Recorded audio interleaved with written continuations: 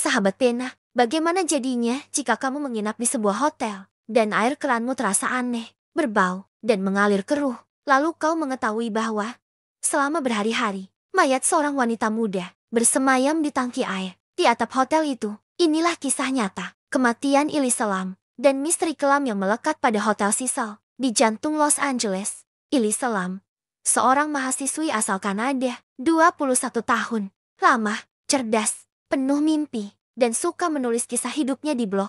Awal tahun 2013, ia melakukan perjalanan solo ke California. Ia ingin mencari kedamaian, menjelajahi dunia, dan menyembuhkan diri dari gangguan mental yang ia alami. Ia memilih menginap di Hotel Cecil, hotel tua, murah, dan terletak di kawasan Skid Row, sebuah lingkungan keras yang dipenuhi tunawisma, pecandu, dan kegelapan. Namun yang tak banyak diketahui Elise, hotel ini menyimpan sejarah kelam, puluhan kematian, kasus bunuh diri, pembunuhan, dan tamu-tamu misterius, termasuk Richard Ramirez, sang Night Stalker, pembunuh berantai, yang pernah tinggal di lantai atas. Tanggal 26 Januari tahun 2013, Elise check-in. Hari-hari pertama terlihat biasa. Ia mengunjungi toko buku, menulis di blog. Namun, hari-hari berikutnya, ia mulai berubah. Rekan sekamarnya melaporkan perilaku Elise yang aneh. Ia berbicara sendiri, marah tiba-tiba, lalu menangis tanpa alasan. Akhirnya, pihak hotel memindahkannya ke kamar pribadi. Tanggal 31 Januari, Elise Lam menghilang. Tak ada catatan ia keluar dari hotel. Tak ada yang melihat kepergiannya. Keluarganya khawatir. Polisi pun turun tangan.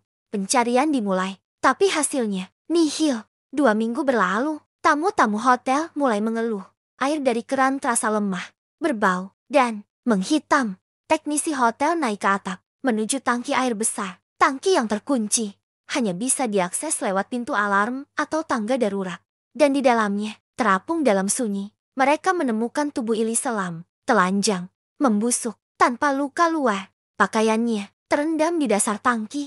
Pertanyaannya, bagaimana Elise bisa sampai ke atap yang terkunci dan dijaga alarm? Bagaimana ia membuka tutup tangki yang berat, lalu masuk ke dalamnya, dan tak pernah keluar? Jika ia bunuh diri, kenapa telanjang? Jika ia tidak waras, kenapa bisa naik atap tanpa terdeteksi? Jika ia dibunuh, mengapa tak ada luka? Lalu, dunia dikejutkan oleh satu hal.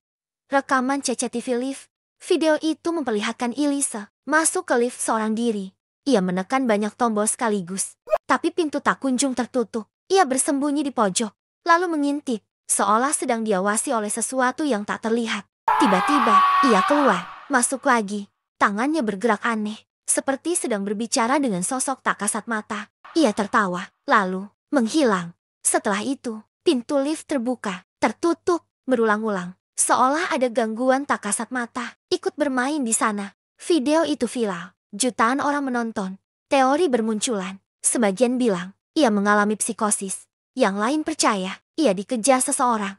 Tapi ada pula yang yakin, Elise berinteraksi dengan sesuatu yang bukan manusia. Hasil autopsi, tidak menemukan luka kekerasan. Tidak ada jejak obat berbahaya.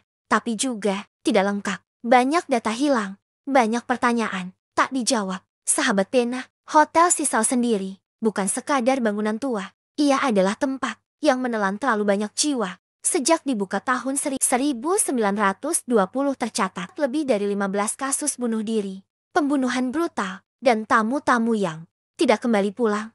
Banyak yang percaya hotel ini dihuni oleh sesuatu, energi gelap, kutukan, atau sesuatu yang lebih tua dan lebih diam dari yang bisa kita fahami. Apakah Elise melompat sendiri? Apakah seseorang mendorongnya? Atau apakah ada sesuatu yang menariknya masuk? Sampai hari ini, tak ada jawaban.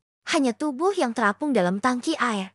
Hanya air keruh yang mengalir ke kamar tamu. Dan hanya CCTV yang menunjukkan gadis muda seolah berbicara dengan kegelapan. Sahabat Pena, jika suatu hari kau menginap di hotel tua, dan kau melihat lift terbuka sendiri di malam hari, lalu lampu berkedip, lalu kau merasa ada yang berdiri di lorong, diam, tak bergerak, akankah kau berani menoleh? Atau, akan kau biarkan pintu lift itu tertutup perlahan, sambil berdoa dalam hati, bahwa yang kau lihat barusan, bukan Elise Lam,